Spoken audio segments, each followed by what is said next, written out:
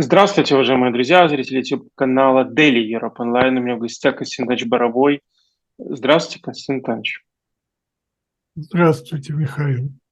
Пожалуйста, друзья, обязательно подписывайтесь на наш канал, ставьте лайки, комментируйте, кидайте в ваши чаты, домовые чаты, друзьям, знакомым.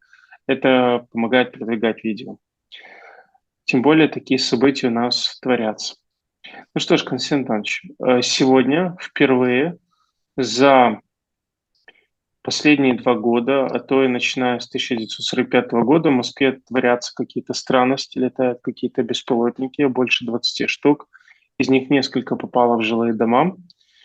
Как вы оцениваете происходящее, реакцию российских властей? С этого мы начнем.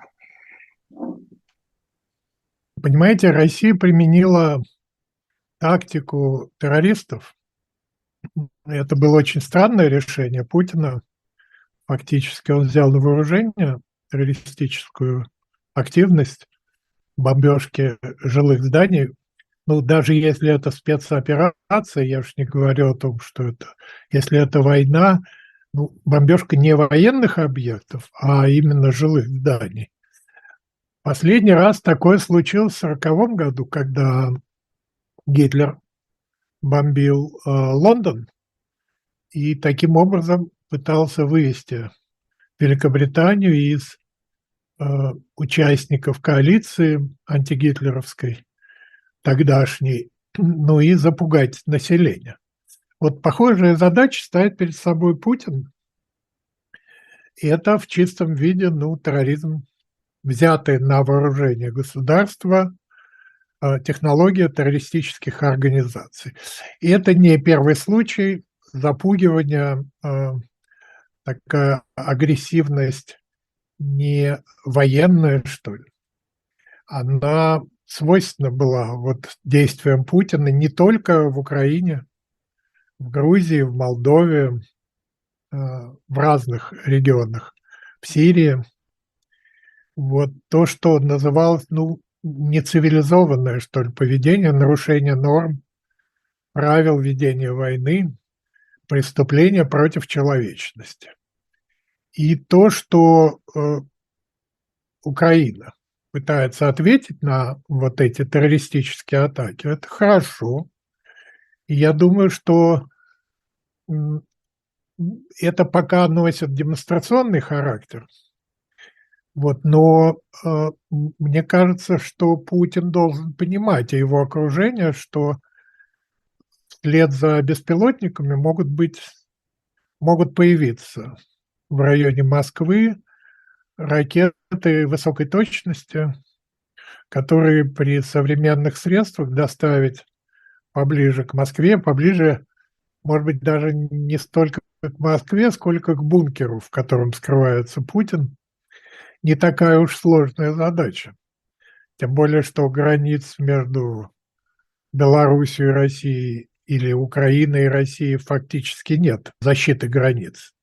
Вот. Хорошее, правильное предупреждение Путину.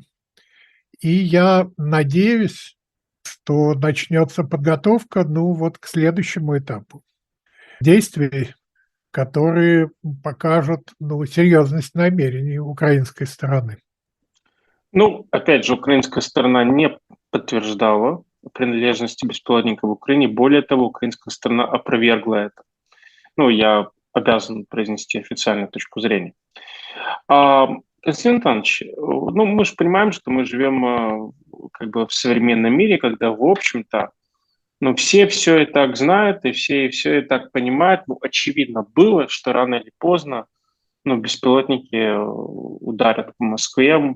Может быть, никто не знал даты, хотя это, ну, тоже, мне кажется, ну, достаточно странно, да, в современном открытом мире. Но, допустим, понятно, что рано или поздно беспилотники бы прилетели по Москве.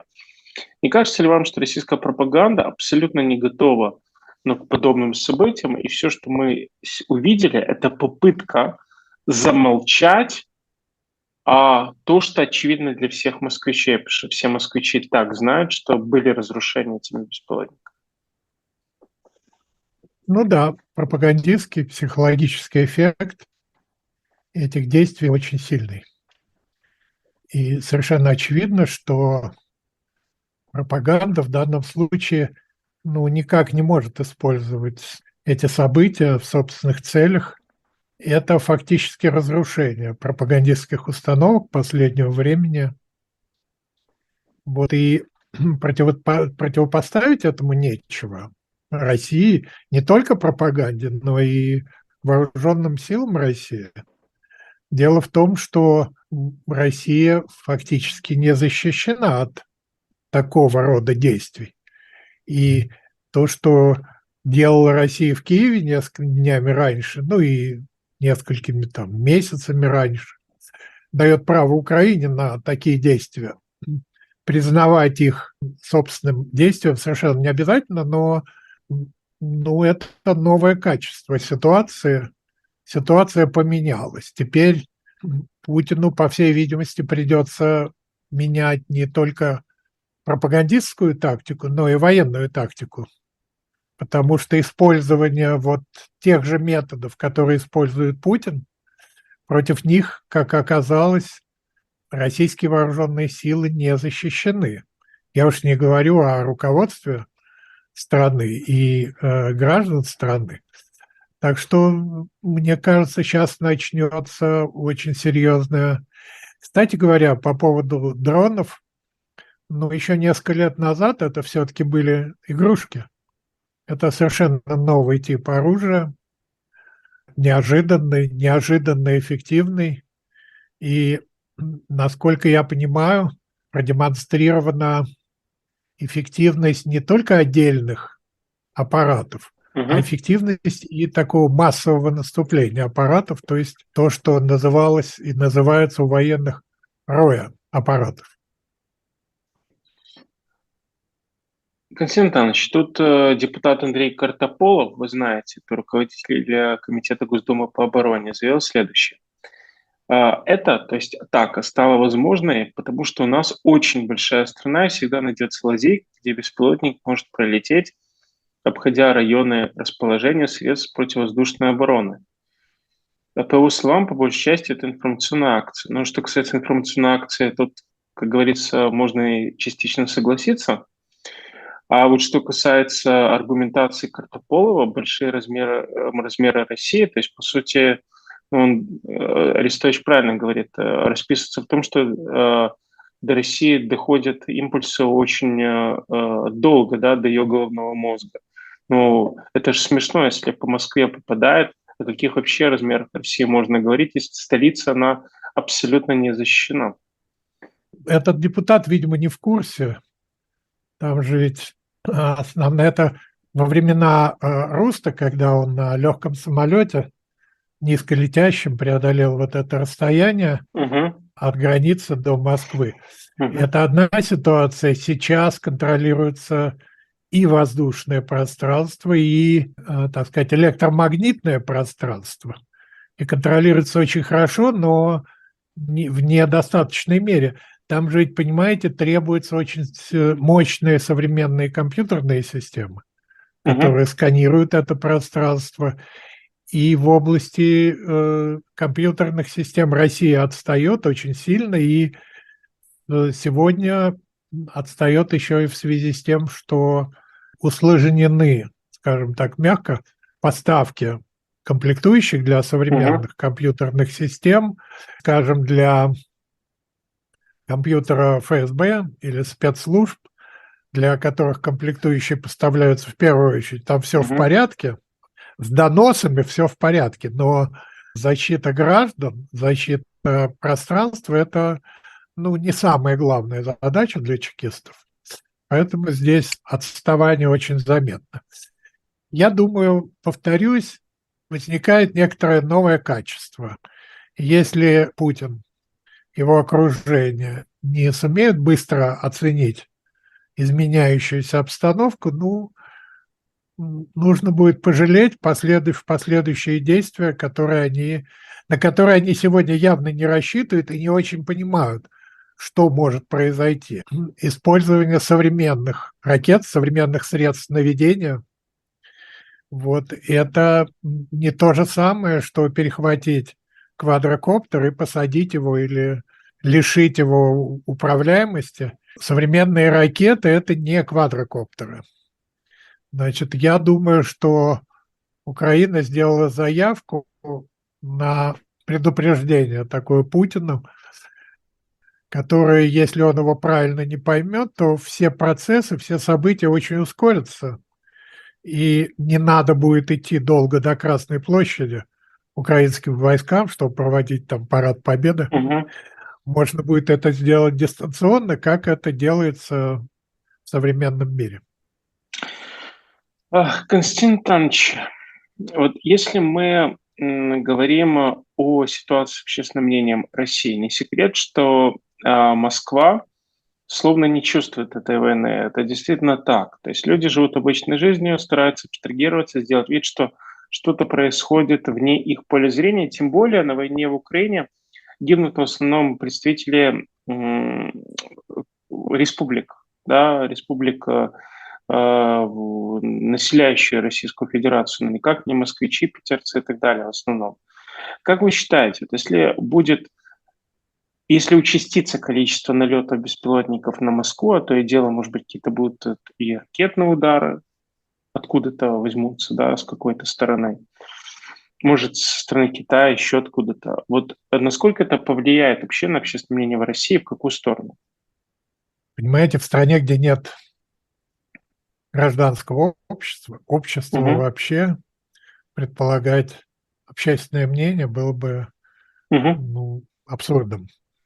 Общественное мнение заменено вот этими фиктивными социологическими опросами, которые сообщают гражданам, как они должны думать, что они думают, как они оценивают ситуацию.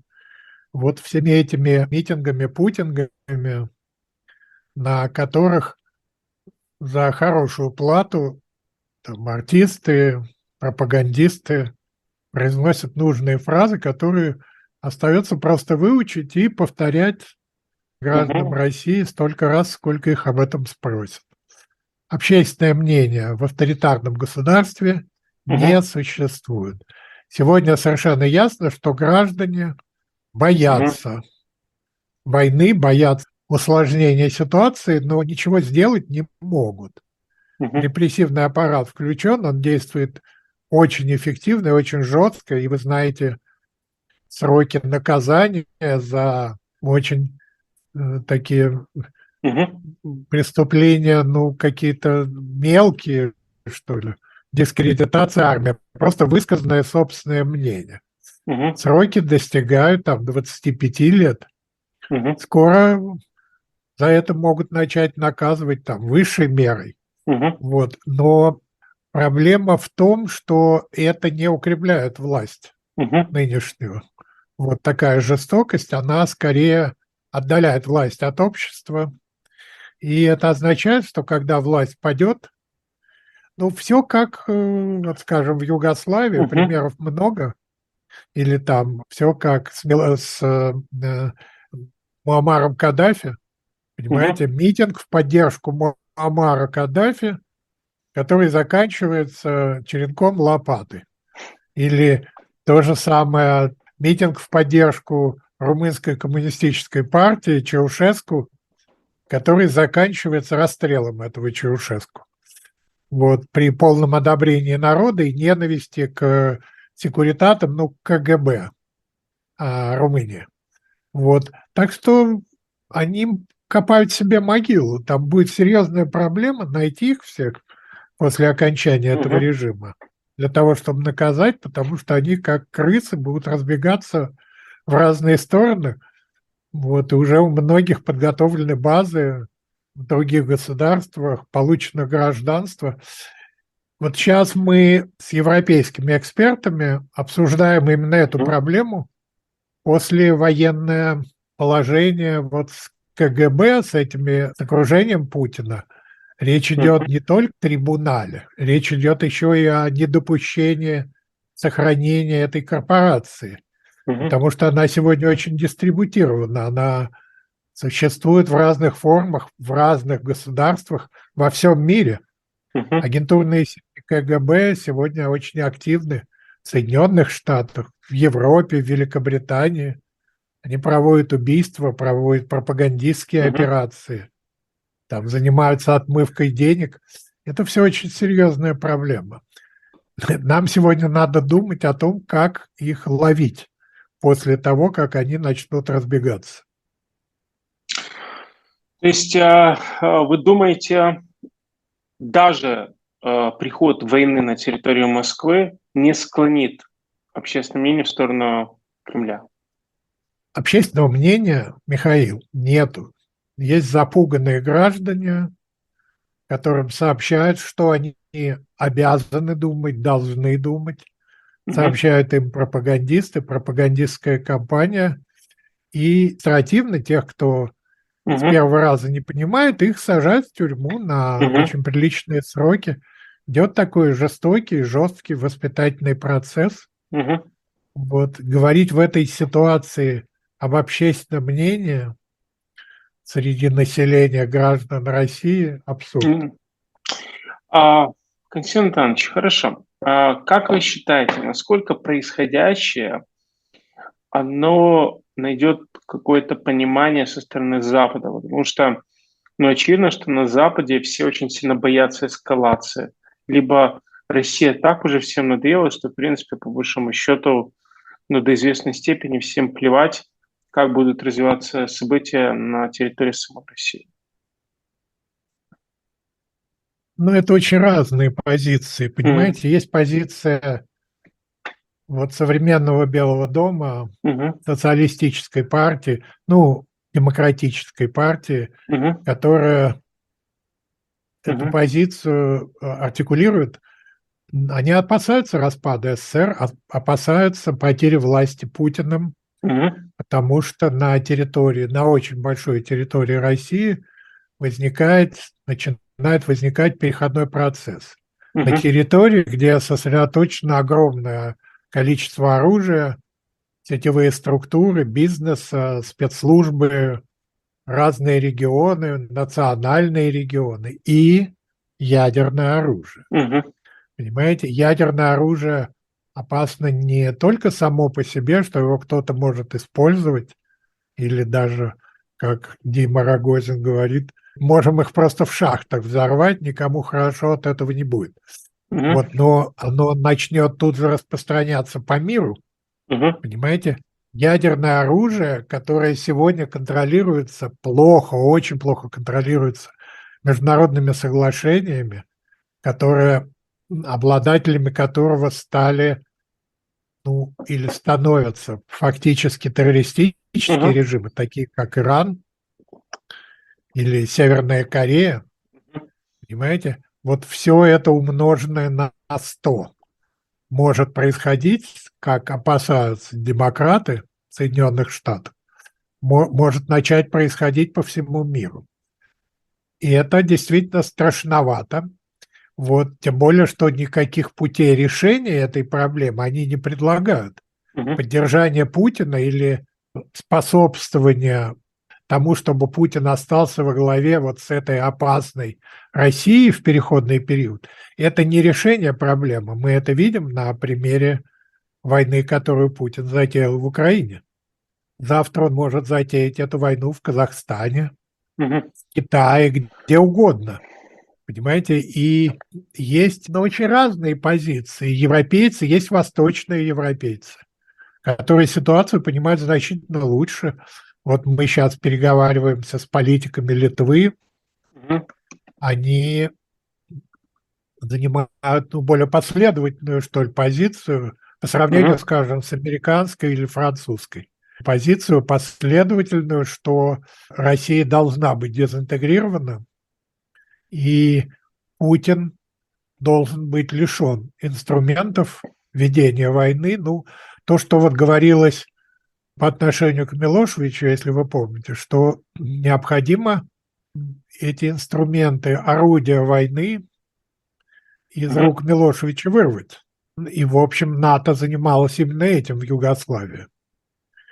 Тогда это называлось ликвидация военной машины Милошевича. Путей решения этой же задачи по отношению к Путину пока не просматриваются, и не просматриваются именно потому, что Мгм. существуют разные мнения, как это делать.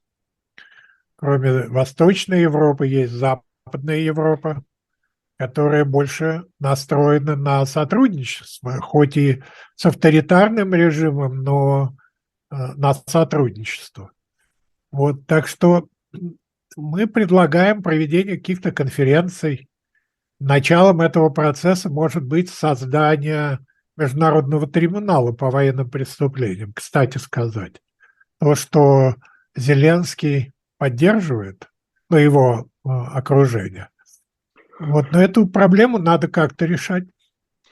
Ксения Анатольевич, не видите ли вы здесь определенную, ну, как бы методологическую ошибку? Да, я понимаю, когда Украина говорит о трибунале для Путина, это очень важно, потому что постоянно помогает напомнить Западу, что есть добро, то есть Украина, а есть зло, то есть Россия в данном случае, потому что Россия напала на Украину, совершив акт агрессии. Вопрос трибунала, тема трибунала просто постоянно как бы вдалбливает в головы европейцев, кто виновник, а кто э, жертва этой агрессии. Да? Но когда этим занимается российская оппозиция, это меня вызывает удивление, потому что многочисленные круглые столы это все-таки имеет отношение к распределению власти в будущем. Все-таки власть за теми, у кого есть власть, то есть оружие, то есть сила.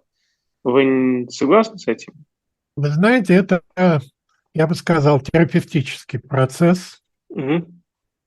Я принимаю участие в некоторой оппозиционной активности, вот этих группах, и стараюсь продвинуть концепцию, скажем, суда над коммунизмом, над КГБ, Мгм. потому что речь идет в этом случае о корнях, ядовитых корнях тех процессов, которые сегодня происходят в России и в России против Украины. Вот необходимо только судить группу Путина и его окружение, это недостаточно. Необходимо хорошо понимать, как это произошло, почему это произошло, где это произошло, где остались эти ядовитые корни. Они еще остались, между прочим, частично и в Украине.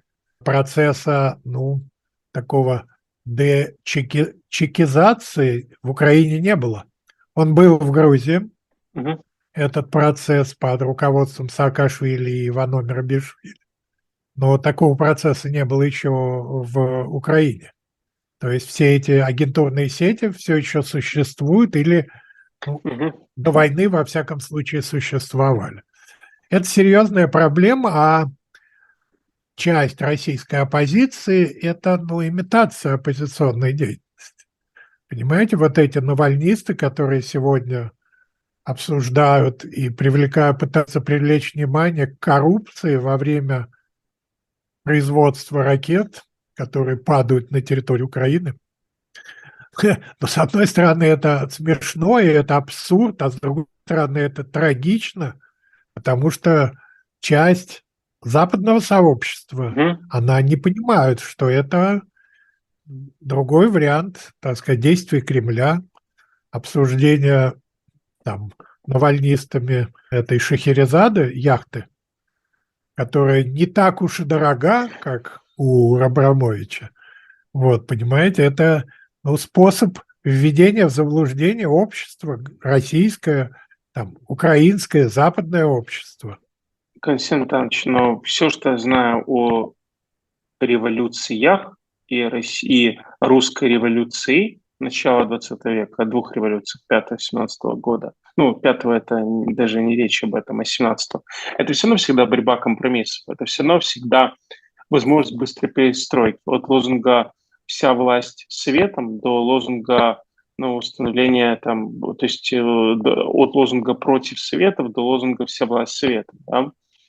Соответственно, мне кажется, гибкости не хватает. А вот у ФБК она есть, да, то есть ФБК понимает, что есть огромный пласт россиян, которым плевать на либерализм, но при этом они такие ультрапатриоты. И они им говорят, извините за Женя, ваши деньги пиздят, их пиздит Путин, из-за этого не летают ракеты. Да, для украинцев это очень страшно слышать, потому что это говорит о том, что все миром мазаны, и ФБК, и Навальный, и Путин. Но с точки зрения Навального, ему же не в Украине избираться, а в России, ну, логика, она понятна, она в русле ультрапатриотических настроений. Вы так не считаете? Но болезнь, о которой вы говорите, Угу, она свойственна не только Навальному. Есть другие известные политики, которые угу, продвигают концепцию популистскую, которые не только не отрицают, но говорят не только о возможности, но и о угу, необходимости переговоров с Путиным, переговоров с этой группой. Там, это все было, Михаил, это было в советские времена, когда люди вступали в КПСС и подписывали соглашение с КГБ о сотрудничестве для того, чтобы, как они считали, улучшить систему. угу, Ну, делалось это для того, чтобы одним порядочным человеком в КПСС, в угу, коммунистической партии, стало больше. Но каждый раз, Михаил, каждый раз больше становилось одним подонком. То же самое сегодня. Любые компромиссы с этой властью – это угу, компромиссы с сатаной, с угу. дьяволом. И идти на эти компромиссы, то, к чему вы, я надеюсь, не призываете, а рассматриваете это, так сказать, теоретически, идти на компромиссы с этой властью, но это значит принимать участие в ее преступлениях.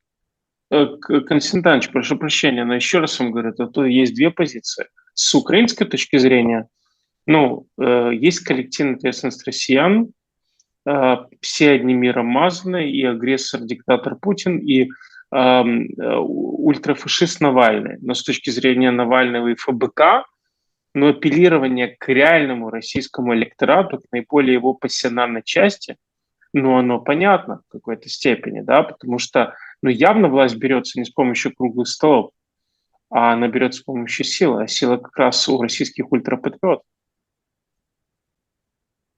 Я не думаю, что у российских ультрапатриотов Угу, есть какая-то сила, особенно сейчас. угу, Я не думаю, что компромиссы, авторами которых является сама власть, понимаете, потому что ФБК – это креатура КГБ, креатура ФСБ, угу, как и многие другие проекты, очень продвигаемые сегодня деньгами, крупными деньгами на Западе.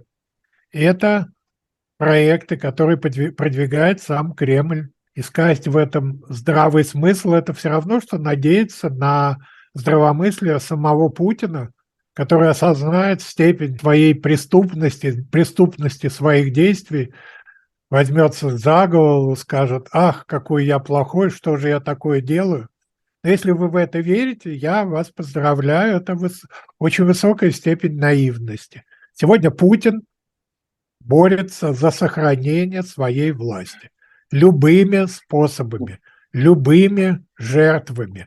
Он жертвует десятки тысяч жизней граждан России для одной единственной цели – Украины, или это пустыня, в которую он превращает Украину, ему не нужна. Ему нужна власть в России. Константин Иванович, я даже немножко не о Путине, даже не о ФБК. Не знаю, ФБК агент ФСБ, не агент ФСБ. Охотно с вами соглашусь, что ФБК имеет отношение к ФСБ. Ну, в конце концов, есть пример 2013 года, когда Навального поддержала «Единая Россия» на выборах мэрских. Я о другом. Должна ли российская оппозиция заигрывать с ультрапатриотами России, говоря о том, что Путин просто спиздил деньги, которые предназначались российской армии? Хорошо. Если вы не хотите понимать это, давайте рассуждать аналогами. У нас Угу, есть преступник, который убивает детей, который убивает взрослых, который совершает ужасные преступления против человечности. Еще, кроме всего прочего, он вынимает из карманов людей, которые он убивает, из карманов убитых им угу. людей, он вынимает деньги.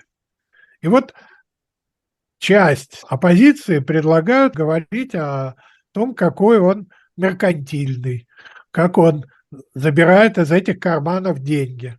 Хорошо ли это? Может быть, там и призывают его не делать этого, понимаете? Ну, это все из области абсурда, из области смещения вот системы ценностей. Понимаете, говорить сегодня о коррупции в российской власти — это значит пытаться не говорить о главных событиях, об Мгм. авторитарной власти, о преступлениях этой власти. Вы знаете, я брал интервью Геннадия Гудкова и Ильи Пономарева, тем не менее, я посмотрел замечательная фотография в Фейсбуке, где Пономарев с Гудковым, очевидно, с Дмитрием Гудковым, тоже брал у него интервью. Но вы извините, но это, наверное, после конференции, которая была в Варшаве, российской оппозиции. Ну, когда идет война, когда гибнут люди, когда каждый день Киев атакуют российские оккупанты, летят ракеты и прочее. Я вижу российских оппозиционеров, которые улыбаются, пьют кофе, там, кушают пиццу и так далее. Но не кажется ли вам, что это точно не та картина, которая может зажечь какую-то часть российского общества? Хотя бы часть. Ну, Миш, это просто аргументы, знаете, видеоролики о о украинской армии, когда солдаты готовят себе, там, открывают пайки, там, начинают разбирать. Я почему-то много таких роликов видел. Им присылают подарки, достают тоже пиццу, разогревают ее. Ну, делайте из этого вот те выводы, которые делаете вы. Какое имеют право они радоваться в момент, А, когда... Константин Иванович, извините, пожалуйста, я о другом. Просто не вижу одержимости, желания, страстного желания у этих людей захватить в России власть. Вот вы понимаете, но мне кажется, у политика, который действительно хочет прийти в власть, у него должна быть мания власти. Он должен просто спать и видеть эту власть, хотеть эту власть. А эти люди хотят пиццу. В 2012 году Мгм. были очередные выборы в России. Мгм. И уже были фальсификации очевидные. И мы выступали за бойкот этих выборов. Если вы помните, Борис Ефимович Мгм. Немцов выступал с предложением стратегии «Наф-Наф». Навальный выступал с предложением голосовать за коммунистов и за ЛДПР. И Но справедливый не рост. голосовать, да, не голосовать, да, за справедливый Росов, но не голосовать за Единую Россию. Ну, скажите, кто оказался прав? Кто предупреждал российскую оппозицию, что абсолютно неважно, к чему призывать? У меня был спор, такой есть политолог Георгий Саттаров, Я который знаю, брал интервью у него. вдруг меня обвинил в том, что, призывая не участвовать в выборах, значит, я отказываюсь от главной функции политической партии — участия в выборах. Ксения Собчак ездила по всему миру, по всей России, высказывала очень интересные либеральные мысли, Мгм. вот, но все это делалось только для того, чтобы повысить посещаемость. Результаты выборов в Кремле определяются до выборов, очень заранее. Расставляются цифры, они обсуждаются с губернаторами, обсуждаются очень цинично и очень открыто.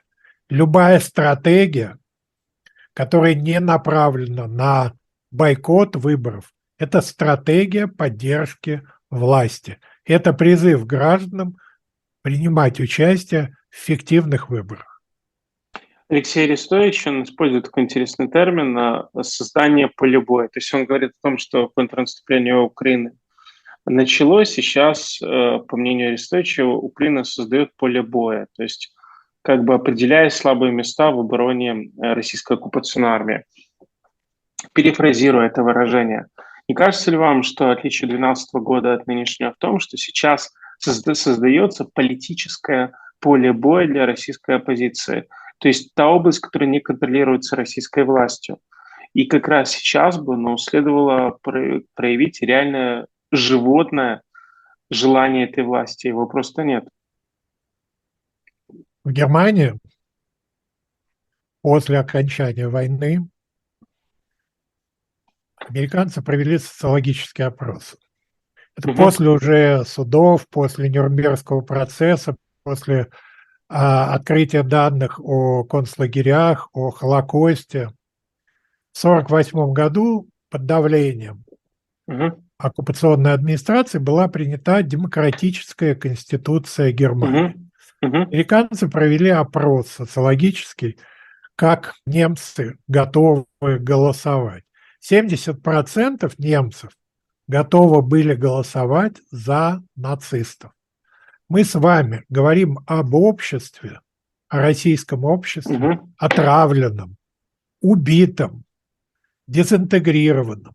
Для исправления общества, для приведения его в норму понадобится десятилетия. Или процесс дезинтеграции России. Создание условий для возникновения многих государств, которые будут решать все эти проблемы, но вот на своем уровне, национальных государств, пусть автократий, но несущим ответственности за свою территорию. Вот, это единственный выход. Все остальное – это просто бессмысленная болтовня. Единственная задача сегодняшней оппозиции российской – это борьба с путинским режимом, его разоблачение, его обвинение, готовиться, как вы предлагаете уже несколькими вопросами, к выборам популистскими методами, националистическими методами, имперским национализмом. Это все бессмысленно. Это все не имеет никакого смысла. Никаких выборов в ближайшие десятилетия быть не может. Или на этих выборах будут избираться очередные Путины или варианты Путина. Александр Иванович, я вам очень благодарен за это интервью. Оно получилось достаточно интересным. Мы там вывернули на какую-то дополнительную новую тему. Очень благодарен вам. Пожалуйста, зрители, подписывайтесь на канал, ставьте лайки, комментарии, шерьте везде, где только можно эти видео. Они действительно очень и очень полезны. Пусть их увидит как можно больше человек. До новых встреч. Спасибо, Константин Иванович. Спасибо.